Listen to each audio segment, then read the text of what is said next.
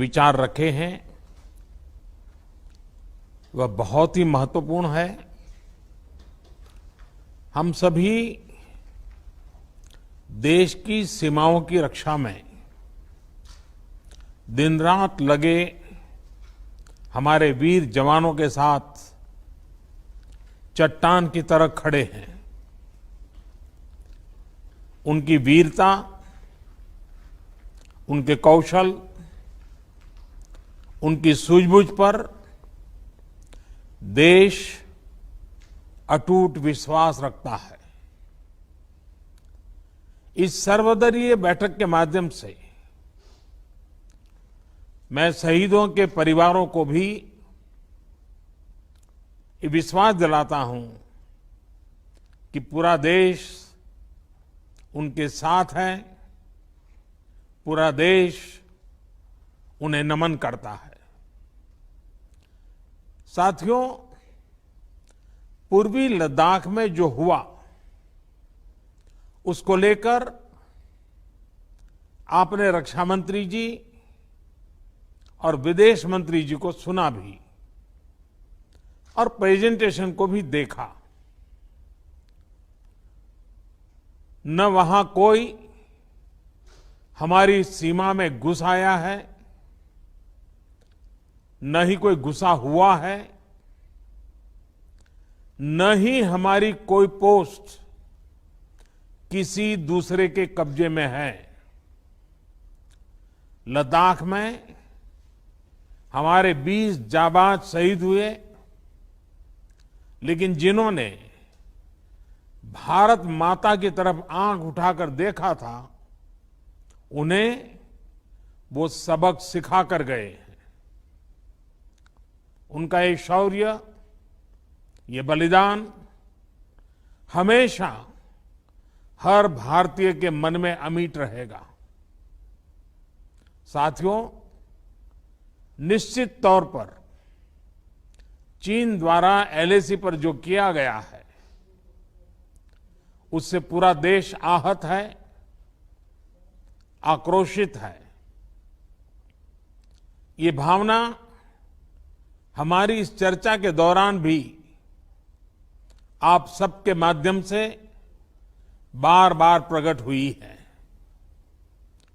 मैं आपको भी आश्वस्त कर रहा हूं कि हमारी सेना देश की रक्षा के लिए कोई कसर नहीं छोड़ रही है।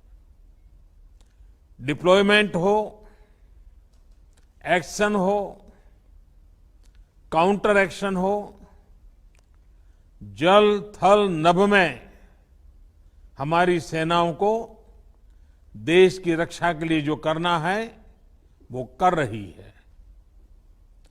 आज हमारे पास ये कैपेबिलिटी है कि कोई भी हमारी 1 इंच जमीन की तरफ आंख उठाकर भी नहीं देख सकता। आज भारत की सेनाएं हर सेक्टर में एक साथ मूव करने में पूरी तरह सक्षम है। ऐसे में हमने जहां एक तरफ सेना को अपने स्तर पर उचित कदम उठाने की छूट दी है, वहीं दूसरी तरफ डिप्लोमेटिक माध्यमों से भी चीन को अपनी बात दो टूक स्पष्ट कर दी है। भारत पीस और फ्रेंडशिप चाहता है, लेकिन अपनी सॉवरेनिटी की रक्षा हमारे लिए सर्वोपरि है और आप सबने भी इसी भाव को प्रकट किया है। साथियों, बीते 5 वर्षों में देश ने अपनी सीमाओं को सुरक्षित करने के लिए बॉर्डर एरिया में इंफ्रास्ट्रक्चर डेवलपमेंट को प्राथमिकता दी है। हमारी सेनाओं की दूसरी आवश्यकताओं जैसे फाइटर प्लेन्स, आधुनिक हेलीकॉप्टर, मिसाइल डिफेंस सिस्टम आदि पर भी हमने बहुत बल दिया है। नए बने हुए इंफ्रास्ट्रक्चर की वजह से खासकर एलएसी में अब हमारी पेट्रोलिंग की कैपेसिटी भी बढ़ गई है। पेट्रोलिंग बढ़ने की वजह से अब सतर्कता बढ़ी है और एलएसी पर हो रही गतिविधियों के बारे में भी समय पर पता चल रहा है। जिन क्षेत्रों पर पहले बहुत नजर नहीं रहती थी, अब वहां भी हमारे जवान अच्छी तरह से मॉनिटर कर पा रहे हैं, रिस्पॉन्ड भी कर पा रहे हैं। अब तक जिनको कोई पूछता नहीं था, कोई रोकता टोकता नहीं था, अब हमारे जवान डगर डगर पर उन्हें रोकते हैं, उन्हें टोकते हैं। बेहतर हो रहे इंफ्रास्ट्रक्चर से एक मदद ये भी मिली है कि हमारे जवान जो उस कठिन परिस्थिति में वहां तैनात रहते हैं, उन्हें साजो सामान पहुंचाने में आसानी हुई है। साथियों, राष्ट्रहित, देशवासियों का हित हमेशा हम सभी की सर्वोच्च प्राथमिकता रही है। चाहे ट्रेड हो, कनेक्टिविटी हो, काउंटर टेररिज्म हो, भारत ने कभी किसी बाहरी दबाव को स्वीकार नहीं किया है। राष्ट्रीय सुरक्षा के लिए जो भी जरूरी कार्य है, जो भी जरूरी इंफ्रास्ट्रक्चर का निर्माण है, उसे इसी तरह तेज गति से आगे भी किया जाता रहेगा। मैं आप सभी को, सभी राजनीतिक दलों को फिर से आश्वस्त करता हूं कि हमारी सेनाएं सीमाओं की रक्षा करने में पूरी तरह सक्षम है।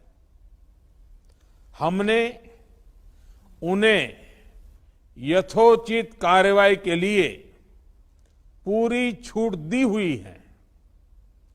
आप सभी ने इस बैठक के लिए अपना समय दिया, अपने मूल्यवान सुझाव दिए।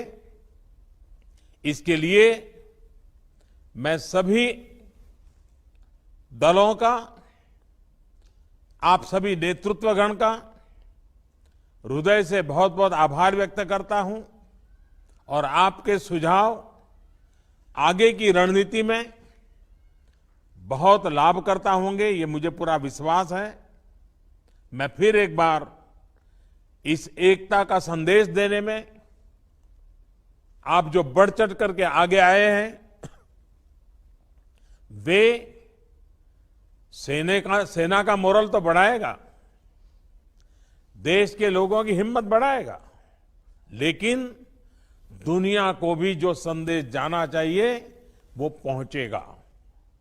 और इसलिए आज की मीटिंग में आपकी सकारात्मक भूमिका का बहुत मूल्य है, उसका बहुत ऐतिहासिक महत्व है।